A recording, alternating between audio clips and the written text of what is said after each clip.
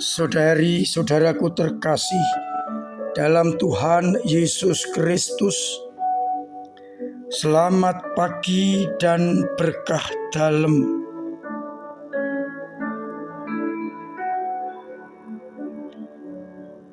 Selamat datang dalam renungan harian kita.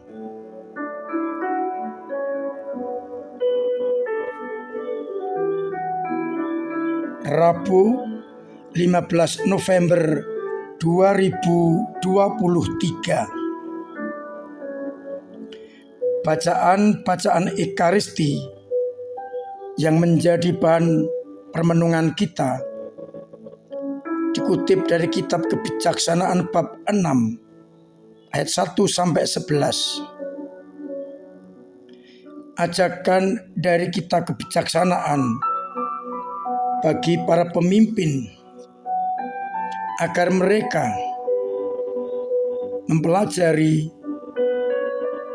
kebijaksanaan, karena kebijaksanaan akan menjadikan orang berkenan kepada Allah. Para penguasa, para pembesar, para penanggung jawab pemerintahan diajak untuk menggunakan kebijaksanaan sebagai dasar dari tindakan mereka. Sedangkan pada bacaan Injil Lukas bab 17 ayat 11 sampai 19, Yesus menyembuhkan 10 orang kusta di pedesaan Samaria dan Galilea. Mereka memohon agar mendapat belas kasih Allah, dan Yesus menyembuhkan dengan cara, "Pergilah, lihatkanlah dirimu kepada imam-imam." Dan sementara di tengah jalan, mereka semua menjadi tahir. 9 orang tetap mencari seorang imam agar mendapatkan surat bahwa ia telah sembuh, sehingga boleh bergabung dengan masyarakat biasa. Sedangkan yang satu, yang adalah orang Samaria, kembali kepada Yesus, tersungkur di depan kaki Yesus dan mengucap syukur.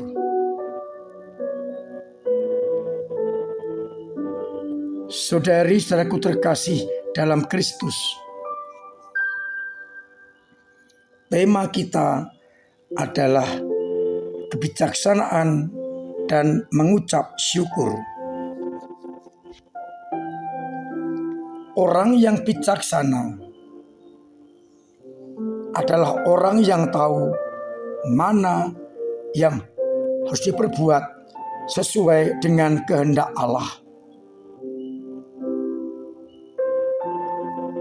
Maka siapapun juga harus bijaksana sebagai anak-anak Allah. Dan salah satunya adalah mengucap syukur. 10 orang yang sakit kuta memohon kepada Yesus,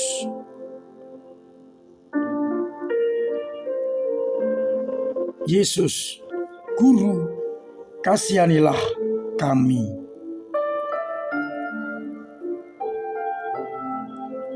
Sepuluh orang ini begitu menderita,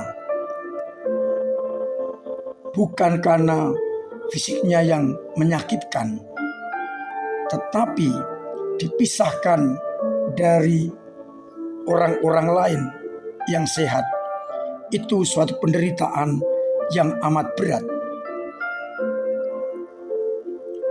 Maka dia berusaha untuk mencari kesembuhan agar boleh kembali bergaul dalam masyarakat.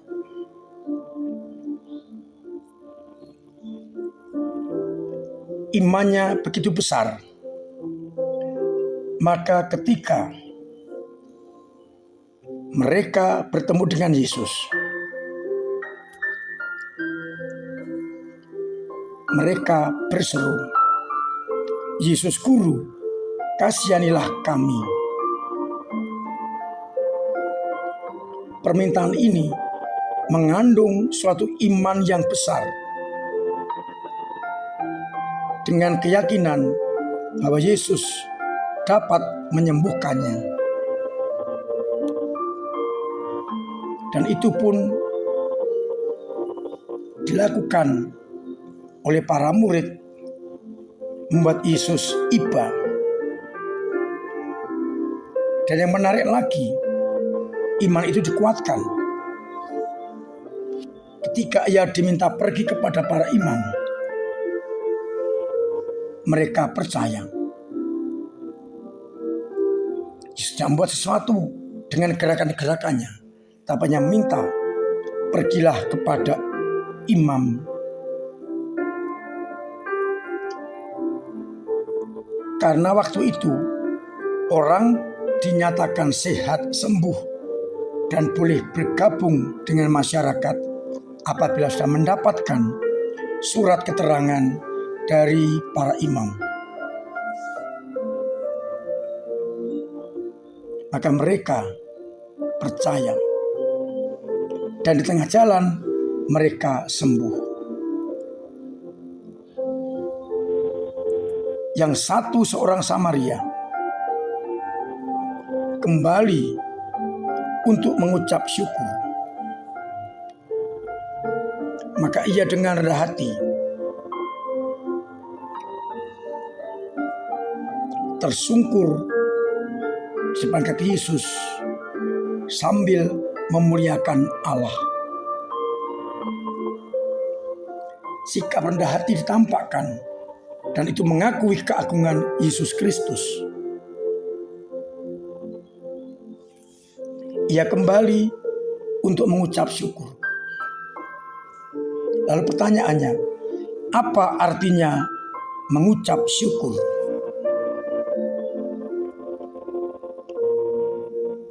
Mengucap syukur berarti seperti orang Samaria yang kembali untuk mengaku Yesus sebagai utusan Allah yang menyembuhkan. Menempatkan kembali Yesus di tengah-tengah hidup kita, keluarga kita, dan dengan demikian tidak akan memalingkan dari Yesus Kristus, karena menyadari Dialah Tuhan yang Maha Kuasa. Kesembilan orang yang lain pergi kepada imam hanya untuk mencari surat itu. Ia tidak bersyukur karena tidak menempatkan Yesus Dia dalam dirinya. Sedangkan orang Samaria ini justru tidak membutuhkan yang lain, tapi ia kemudian mengakui Yesus sebagai penyelamat. Bagi kita, bersyukur berarti kita menempatkan kembali Yesus di tengah hidup kita, keluarga kita, komunitas kita. Mungkin selama ini kita menempatkan Allah yang lain, entah itu kekuatan, kepandaian, kekayaan, nama baik, harga diri, pangkat, kedudukan. Itu yang kita nomor satukan.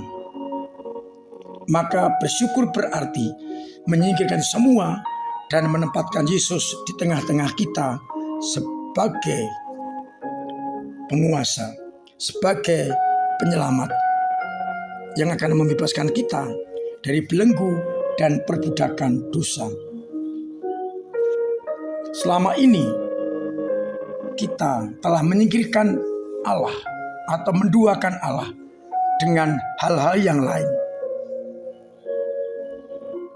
Maka mari kembali kita bersyukur dengan menempatkan Yesus di tengah-tengah hidup kita, tengah-tengah keluarga kita, agar akhirnya semua hidup kita, karya kita diberkati oleh Tuhan. Kita singkirkan hal-hal lain yang menggeser Yesus, tetapi harus kita manfaatkan kepandaian kita, kekayaan kita, kehebatan kita, kuasa kita untuk semakin menempatkan Yesus dan menguatkan Yesus berada di tengah-tengah hidup kita. Atau kita menempatkan kembali, karena dalam baptisan kita menempatkan Yesus tengah-tengah hidup kita. Dan ketika kita menggeser, kita tempatkan kembali Yesus dalam hidup kita, agar akhirnya kita mendapatkan kasih karunia Allah.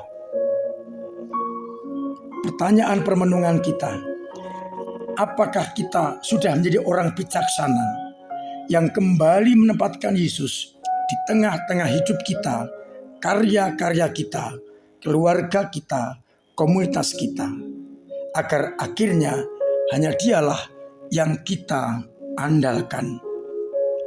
Tuhan memberkati kita sekalian. Amin. Saudari, satu kali malah kita berdoa. Bapa yang penuh kasih, kami bersyukur karena kami kau ingatkan ketika kami menggeser Yesus dengan hal-hal lain yang menjadi kekuatan kami. Bantulah kami untuk kembali menempatkan Yesus di tengah hidup kami, agar akhirnya kami hanya mengandalkan Dia di atas segala-galanya.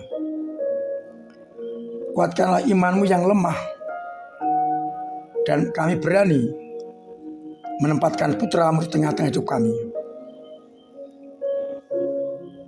Semoga mereka yang sakit Engkau sembuhkan, yang telah berpulang Engkau terima dalam bilangan para kudus-Mu, yang punya beban berat dan persoalan Engkau ringankan, Engkau urai permasalahannya, sehingga mendapatkan jalan keluar yang benar dan baik.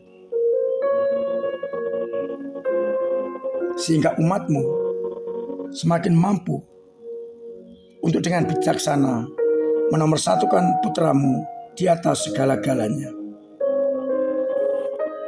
Untuk itu ya Bapa, kami mohon pendampingan, bimbingan, dan berkat-Mu sendiri bagi umat-Mu, dalam nama Bapa dan Putra dan Roh Kudus. Amin.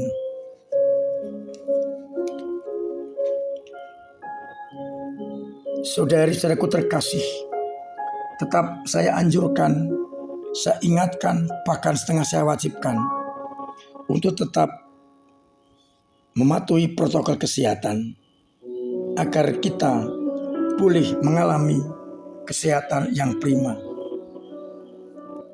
Semoga dengan demikian kita pun akan mampu menjadikan orang lain menerima kesehatan. Kita ciptakan pola hidup sehat dalam hidup kita masing-masing.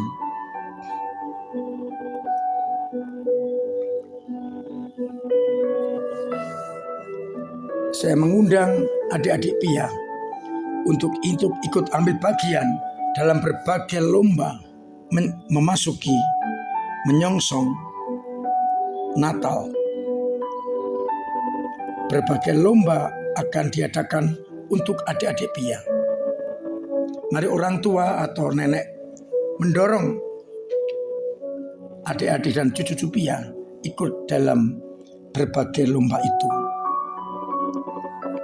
Juga saya sampaikan atau mengulang atau menegaskan, dalam perayaan Natal nanti ada kesempatan bagi panjenengan saling mengucapkan selamat Natal yang ditayangkan dalam TV monitor di gereja pada malam Natal, Natal pagi, Natal sore,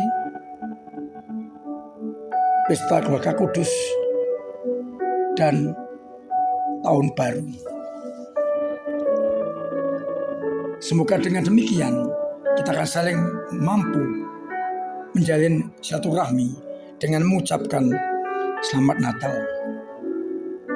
Bisa pribadi, bisa keluarga, bisa lingkungan, bisa juga usaha ataupun perusahaan. Kita tampilkan mungkin keluarga kita, perusahaan kita akan dikenal oleh banyak orang.